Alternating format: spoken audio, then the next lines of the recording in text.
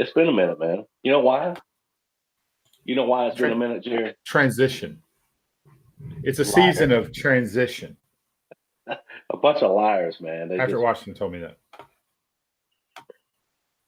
So what does that even mean? What does it mean when preachers say it's a transition? What does that mean, Let's ask the first husband. bro?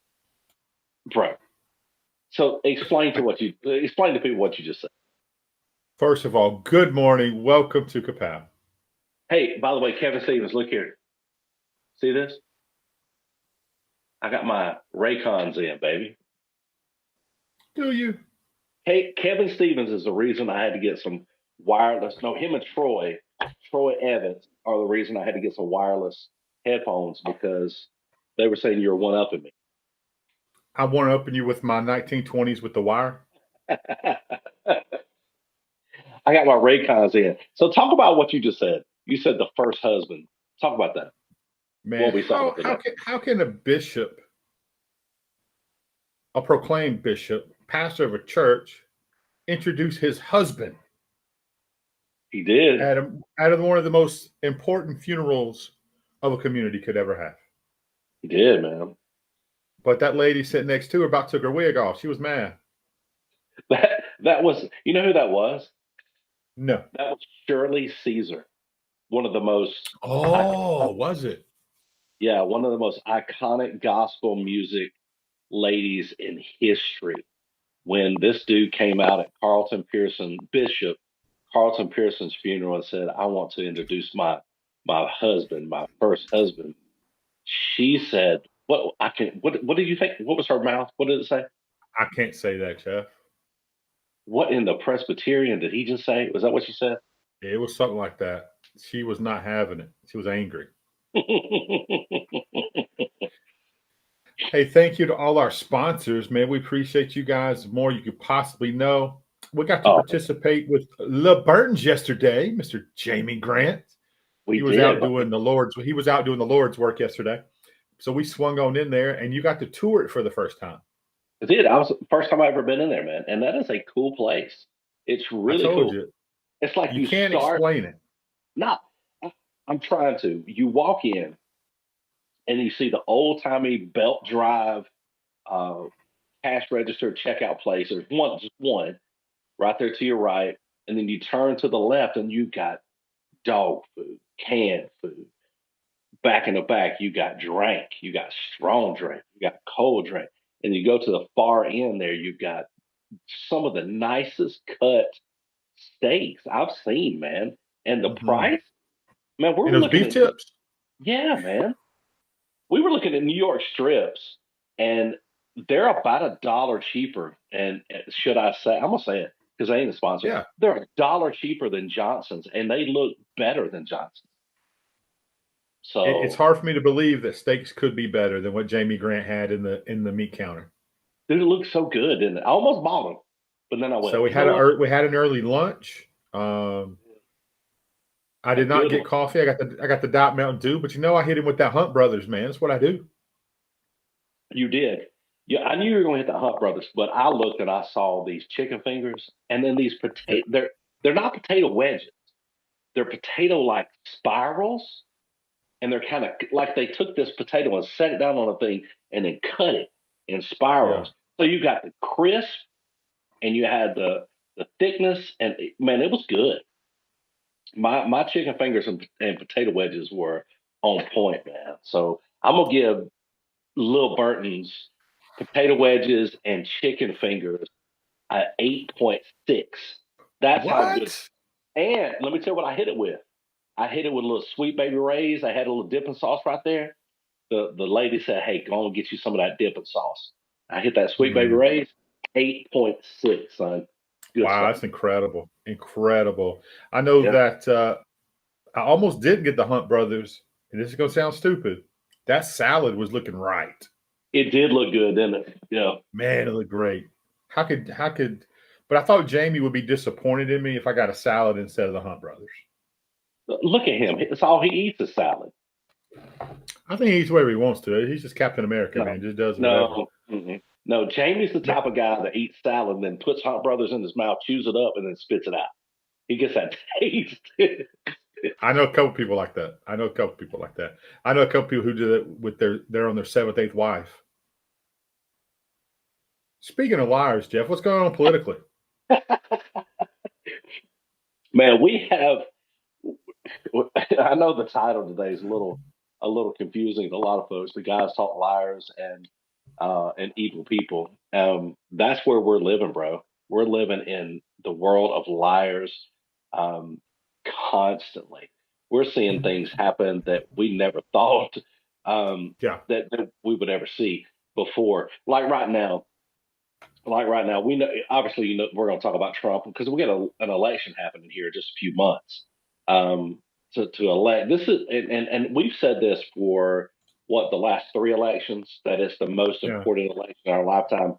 I think each election is most important in our lifetime, but where we're at now, they're lying. They're just throwing stuff at the wall to see what sticks, and they're trying everything they can do to discredit this man. He's a terrible person when it comes to the way he's made moral choices in his life, but when it comes to fiscal responsibility and his love for the country, this man's the best guy for the job, and they are literally lying on every front about this man.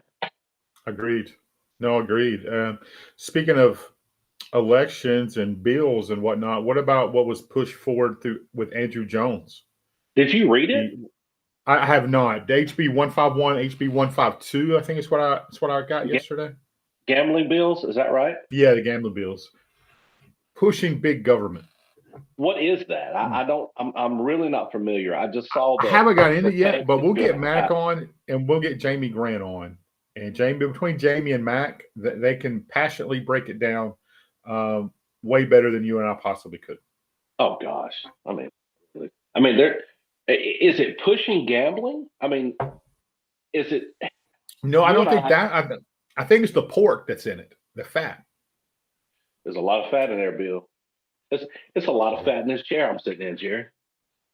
A lot of fat. Yeah, I mean, I would move the camera to show you this chair, but I'm afraid if I move just a little wrong, it's going to fall down. It's going to drop. Oh my gosh! I've exceeded the weight limit. I don't believe that. I don't believe it at all. Man, I'm so fat. I've exceeded the weight limit in my underwear. That's how big I am. Did you see the video of Biden, President Biden, day before yesterday? Nope. Okay, so he's walking out. Jill's about 50 feet away. He's walking out, and bro, he stops. They say something to him at the press corps. He stops and then kind of squats like this. He goes squat, and it's like the statement was it says every toddler parent knows this stance. Wow. It looked like he was about to go and do business in his pants, bro. It's terrible. God, well, we just saw that. We just saw that new thing on TV called the Squatty Potty. They're pushing it for adults. I didn't know if that's what he was trying to. Squatty Potty. Hey, Biden could be a sponsor of the Squatty Potty. No question. No question. That's good stuff, Jeff. You know what's really good? That blonde coffee you gave me yesterday. See, I'm telling you, bro. I'm telling you, it's good. And here's what it's I did. A misconception. I did a splash of French vanilla. Bourbon? Oh, no, no. I wish, but I had a splash of that French vanilla, and that's all you need, man. That's great. It's good stuff. It is. It is. You know, my favorite thing about an Irish coffee, Jeff Underwood, is people do it incorrectly, right? So the best way to do the Irish coffee, you get your coffee in there, you put your Irish whiskey in there. Then when it comes to your cream, Jeff, you have to pour the cream over the back of the spoon that's sitting right at the top of the coffee. If you just pour, if you just pour the cream in it, it just goes right down in it, goes to the bottom, kind of spreads out, But if you pour it over the back of the spoon, just let it run off the back of the spoon. It stays on the top, and that, my friend, is the way an Irish coffee should be drank. Oh, or prepared. Well, that's right. I apologize. That's how you should prepare your Irish coffee. Okay. Well, then here's the deal. You need to make one for everyone, and let us be able to sample and see if that One is for everyone or one for you to sample? one for everyone, but then let me sample it. Because there's a lot of everyone's out there. It's a lot. I'm on a budget. I'm looking at this bill. I'm looking at this statement. It's from the Birmingham News, and wow, it's a lot. Let me put my reading glasses on. You ready? Let's see. Oh, we're about to get serious. It says a conference committee of 3 state senators and 3 representatives have a first public meeting Tuesday to try to reconcile the large differences in the plans of the lottery and other state regulated gambling passed by the Alabama House and the Senate. The committee approved compromise versions to the 2 bills, which is HB 151, 152. The compromise on the bills call for a lottery, gambling, and electronic machines at 7 locations, a new state gambling commission, and for the governor to negotiate a compact with the Porch Band of Creek Indians. There you go. That's your people. The bills do not allow sports betting, which is stupid. If you're going to do betting, do betting. What do you think on that? Say it one more time. It says the bills do not allow sports betting. They also do not allow table games such as blackjacks, craps, 7 gambling sites, which would be for electronic games only. 7 sites would be in Jefferson, Mobile, Macon, Greene counties, which all have facilities operating Greyhound tracks, plus additional sites in Greene, Loudon, and Houston counties. Net revenue of the lottery would go to educational purposes. Net revenue gambling sites would go to general fund or in non-education needs in the state budget. The lottery would include Alabama lottery, multi-state lottery, games, and instant scratch-off games. The next step would be for 2 bills full House, where it would take 63 votes, 3/5 of the representatives to approve the send to the Senate. There will need approval by 21 senators, 3/5 of the chamber, to approve to send the ballots to the ballots for voters. So, wait a minute. So, if I'm reading this right, Andrew Jones and his boys are stating that the bill would not allow sports betting at all, right? Mm-hmm. No sports betting. They also do not allow table games such as blackjacks, craps at the 7 gambling sites, which would be for electronic games only. And then the 7 sites would be Jefferson, Mobile, Macon, Greene counties, which all have facilities operated by Greyhound tracks. The additional sites would be Greene, Loudon, and Houston counties. So why can everyone not get involved in this stuff? If you're going to open up gambling, why can't it be for every person in the entire state, every county? Why can't they get in there? Yeah, follow the money, Jeff. That's all it's about. It's about kickbacks. Who's getting kickbacks from where? Wow. And let's face it, we don't need this bill to pass to bet on sports in Alabama. I know a guy. So what you would call that is evil people, liars. Sure. Look over here. Look how good this is. Bam! I got you over here. And look Look, Etowah County. Look good. Look, Etowah County. Look, Etowah County. You're welcome, Cherokee County. That seems to be the. That's how it goes nowadays, right? That's how it goes for sure. And it's just about following the money, follow the bribes. Can I use that word on the show? Can I say bribes? Sure you can. I wouldn't. Sure. But it's a step. I'm all for the citizens getting to vote, and I will have to give my hats off to Mac Butler because he is the furthest against gambling that you would ever meet. But he's also for the people to decide what we do. So hats off to State Representative Mac Butler for that for sure. Sure. So we're talking about liars. There's a thing called self-oriented beneficial lies. These are lies that are told to obtain positive outcomes for a person's self or for their self-interest. So that's what we're seeing with a lot of these legislators and senators and those people. It's things that they're positioning to benefit themselves or the people that are helping them get to where they need to be. How is that different though than so you talk about self-preservation and self-promotion, than your wife asking you if her butt looks big in these jeans?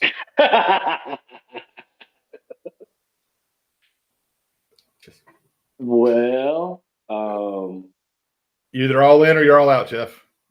All in or all out. But I'm a big fan of self-preservation. I plead the fifth on that, son. Here's what happens to me every time my wife says, "Does this make me look a certain kind of way?" I don't know. You like it? I like it. What do you say? Nobody told me. I didn't even know nothing about that. Yeah, I don't know. It looked good to me, girl. Especially the one laying right there on the floor. Oh my gosh. That's my favorite dress she wears. Oh, that's the name brand of it. Yeah, but favorite dress she wears is the one laying on the floor. That's the brand. Looks so good to me. Hey, how's Rick, man? He's doing good, man. He's doing good. He's hanging in there and fighting that battle, and he's doing good, man. Proud of him. He doesn't take it easy. Well, he doesn't take it easy. How you proud of him? How you proud of him? Not taking it easy. I'm proud of it, man. Hey, let's talk about high school baseball, Jeff. Let's start with the 1A bracket. Okay. As we will be broadcasting at Summerton Christian tomorrow, 2 games. Then, if necessary, on Thursday for the final in the 3-game set. As Summerton Christian will host your Coosa Christian Conquerors for the North Alabama Championship in the 4th round of the state baseball playoffs. Very excited for this, Jeff. We're going to be a long time since we've really broadcast full games, right? I mean, from soup to nuts on this. Going to be exciting. I love doing baseball, but it makes for a long broadcast. Man! I'm so excited for this fan base. So excited for you, an alum, for these kids, Dwayne Boyd, that coaching staff, the justices. I'm not sure about Mark O'Brien and baseball pants, but other than that, I'm pretty excited to do the show. Yeah. He don't like britches at all. He don't like britches at all. Wait. They should have gave him sliding pants. They wear sliding pants. So we got to see a masterful performance last week. Justice threw 5 innings. I think he had 11 Ks. He was on fire. They're going to need more of that because the Summerton Christian team is very, very good. Very good. We're in for quite the show. First game is going to be, I think it's 1 o'clock. Is that right, Jeff? It is. It's 1 o'clock. Yep. Second is at 3:30. Well, depends. We hope it's right on time. That'll benefit Coosa. I think John David is starting tomorrow at the 1 o'clock game. So that's how you want to start the games, right? You want to get your best guy on the mound to get that momentum going in your direction. He threw 120 pitches in the what would you call that? What game was that? 3rd round? That was it's 3rd round game. Mm-hmm. So in the 3rd round game, he threw 120 pitches. He had 11 strikeouts. John David Justice was dueling. He was doing work, man. Well, the only problem with that, what got the pitch count so high, was there was a lot of full counts. They did a good job of, and you knew the defending 1A state champions were going to do a good job, and Coach Johnson had his boys ready to play. Yeah. Well, I mean, if anybody talks about baseball in this area, you've got to have Brandon Johnson's name in the mix, right? I mean, this guy knows baseball. He coaches these guys well. I think they lost, 6 seniors from Appalachian. So, I mean, they lost a lot of guys that hit the ball very, very well. But no, they lost, 6 studs. Yeah. So, I mean, him getting this team back to the 3rd round is pretty incredible. knowing what he has lost in his starters and his pitchers and the guys that hit the ball so well. And the kid they had on the mound, the number 20, I can't remember his name, but this kid was a great pitcher. Both lefties, they were doing work, man. He was a great pitcher and controlled the game. He threw a lot of pitches. Kusa did a good job working the count as well. But then they just ended up having some big hits to get them to propel them to victory in that first game. And then obviously the second game, they just went off sticks. Kusa went out 7 in the first, scored 7 in the first 2 innings, and then just held on. So it was a good battle. So for Summerton Christian's road to get to Kusa, they started off with the Shoals Christian. That was a shutout. They also, so they've not been scored on in the playoffs, Jeff. Really? So they beat Shoals 2-0. They beat Athens Bible. As far as what I see, it doesn't break down all the games. So 2-0. They also, well, I'm sorry, no, that's not scores. That's just games. So it doesn't give me the score right now, and I apologize. So they won the series 2-0, 2-0, 2-0. So they've not been beat so far in the tournament. Right. Hackleburg is who they played. Hackleburg beat Kusa in the third round last year. So Hackleburg is a very, very good program. And now they have to face Kusa. Kusa lost to Hackleburg in the third round last year. Kusa took 3 games to beat Hubbardville in the first round. Then they beat Addison 2-0 in the next round. Then they beat Appalachian in the third round 2-0. So this is going to be a tremendous series, and pretty excited to have Kusa in it. But not the only local team still playing. Let's move up to 3A, Jeff, when we have the Westbrook Christian Warriors making a run. They beat Fayette County. So their trip has been, they started with Elkmont. Then they played Colbert County. Then they played Fayette County. They've won all 3 of those series is 2-0. So they've not lost a game so far in the playoffs. And they play a very tough Lauderdale County. Also, Lauderdale beat Gordo, Plainview, and Glencoe. And Glencoe was a good baseball team, good pitching staff there. And again, they've also have not dropped a game in the tournament so far. So 2 local teams playing for North Alabama championships right here in Etowah County. Dang near right here in Rainbow City for both of them. They're right there close together. So hello to the Christian schools there. Very excited, and we will be broadcasting the Kusa games. Well, if you look, I mean, a lot of people are novices, and they'll look at the Max Preps or the scoreboard websites and those types of things, and they'll see that they're at 24-4 and Kusa's 15-18. You've got to look at their overall schedules, right, and who they have played overall. Kusa has no option but to play up in the area that they're in. I mean, they're kind of the Lone Ranger in the 1A schools in this area. They play, I mean, with the exception for Appalachian. Appalachian plays up a lot, but Kusa is playing a lot of these heavy hitters, right? So if you look at the schedule, 15-18, but Kusa has played people like Jacksonville High School. They've played Lincoln. They've played Southside. They've played Cordova. They've played Alexandria, North Jackson County. They've played West End. They've played Asheville. They've played Fort Payne.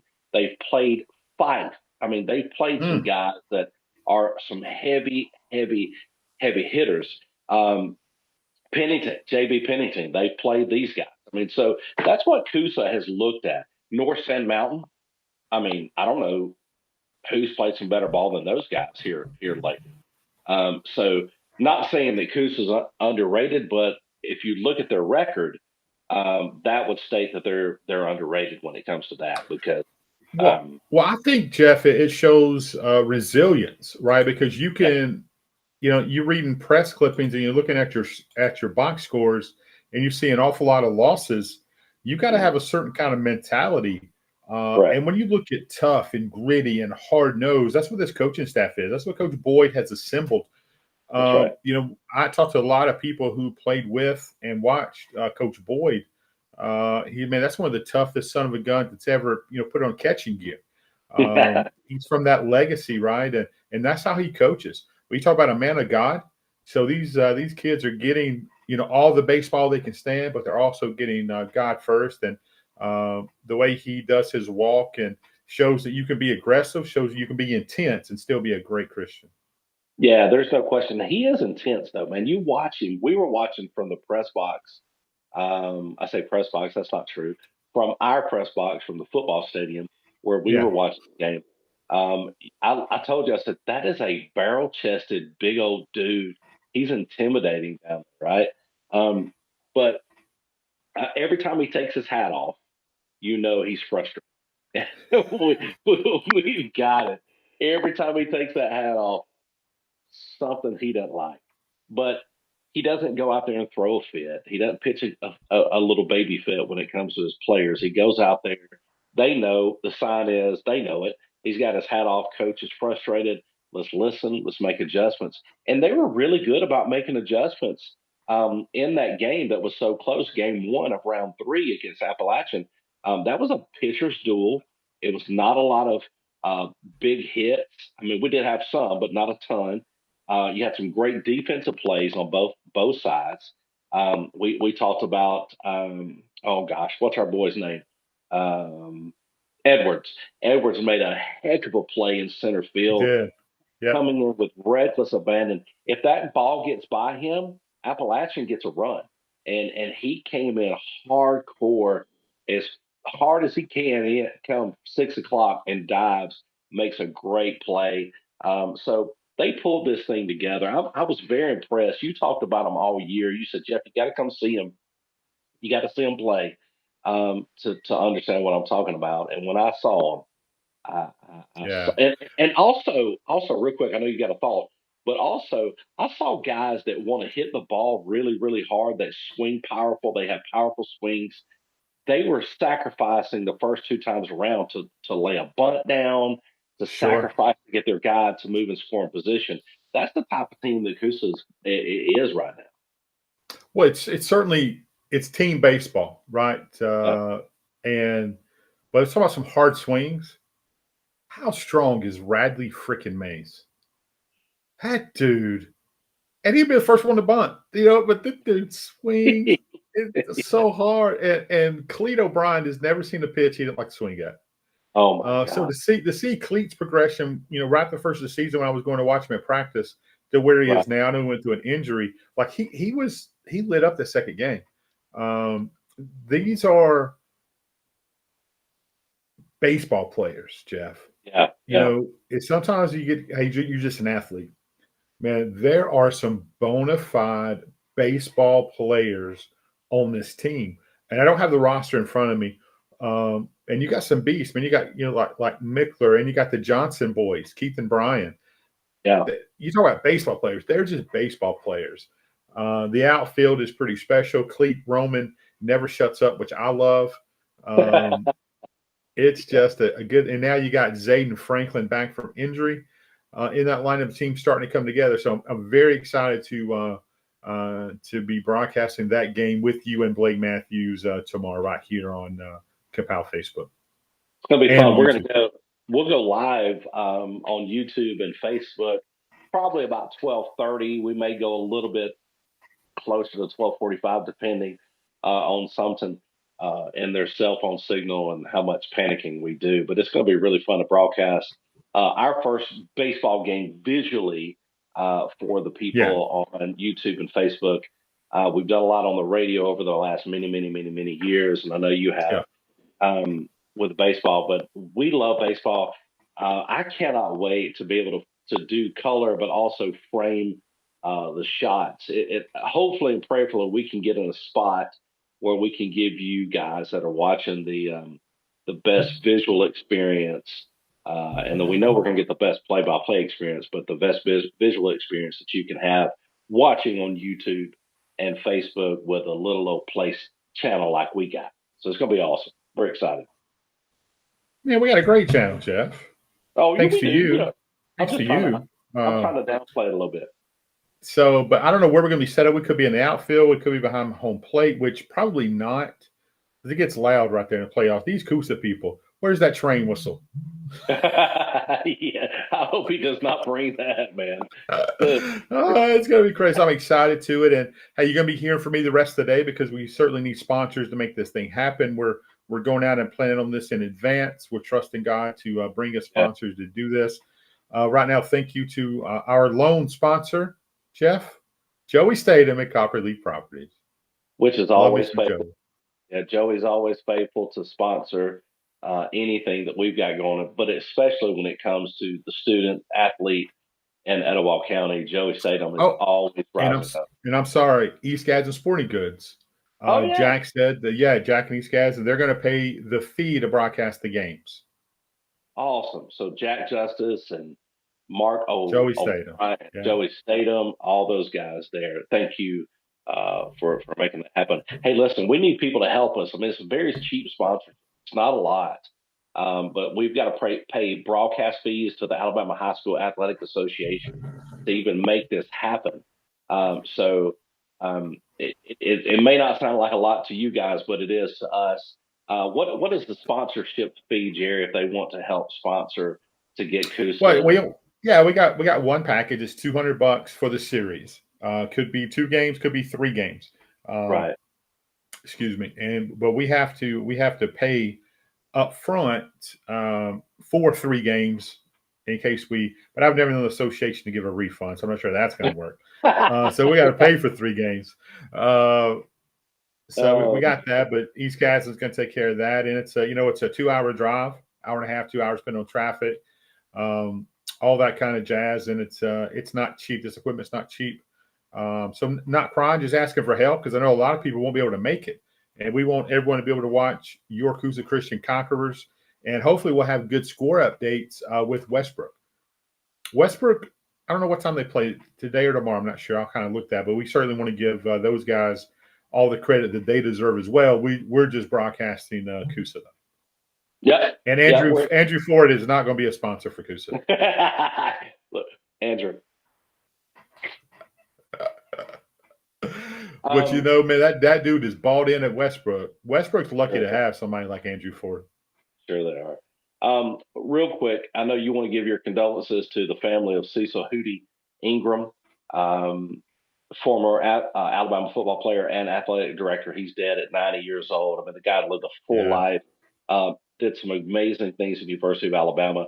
I was reading some of the things that he had did as a player in Alabama, at Alabama. And it's just, what a refreshing thing to see how Alabama, Auburn, Jack State, UAB, Troy keeps a lot of things in house. I mean, they're very loyal to their alumni, and Hootie was very loyal to them. And that's a name that I grew up knowing in the 80s, and you did in the 80s. You heard Hootie Ingram, and you knew exactly who this guy was. So condolences to his family. Lived a long and great life. So they always talk about the 80-yard punt that he returned back in, was it 53 in the Orange Bowl or whatever it was. Maybe I'm wrong, but I know it was the Orange Bowl in whatever year it is. I don't remember, but I always heard about that. And he was a big defender, intercepting 10, 12 passes in 1 year as a sophomore. So, I mean, he was a big legacy guy. And so condolences to that family. Well, it's a tough loss for everyone in the state, really. Alabama fans and Auburn fans and everyone really have him high regard. He's a true leader. We were lucky to have him around in our state, and you as an Alabama fan, Jeff, one of the best to ever do it, no question. Yeah, no question about it. Man, I cannot wait until tomorrow when we get back to the grind of Capel doing what Capel does, covering live sports. So hopefully, prayerfully, that's something that you guys are going to be seeing very, very soon, starting tomorrow with Coosa Christian in these, what is this, the semifinals. It is. It's the North Alabama Championship. Yeah. North Alabama Championship Series. We'll cover every pitch, every hit, every strikeout, and hopefully every Blake Matthews trip to the concession stand will be covered. and hopefully every Coosa victory all the way to Oxford as they play the state championship. We pray that that's the outcome. And then after that, we're going to be covering a lot of other sports, some even sports that you're like, why are y'all covering this? Well, because we need to get paid. Is that what it is? No, I mean yes and no, because we love sports, and I'm trying to talk about the people that are watching right now. I mean, you got Tim Crow, and you got Robbie Grogan, and then you got Trent Thrasher. So I'm just trying to throw things out there. You know. Trent Thrasher ain't watching. He is watching. Trent Thrasher's He's too busy. That brother ain't got time to breathe.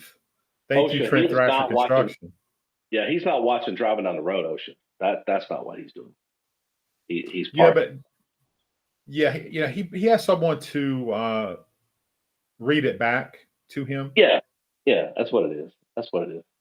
Oh, Litchfield boy. Hey, Litchfield won the state baseball championship in, or was that football? Football was '86, wasn't it? Something like '85 or '86. Like that.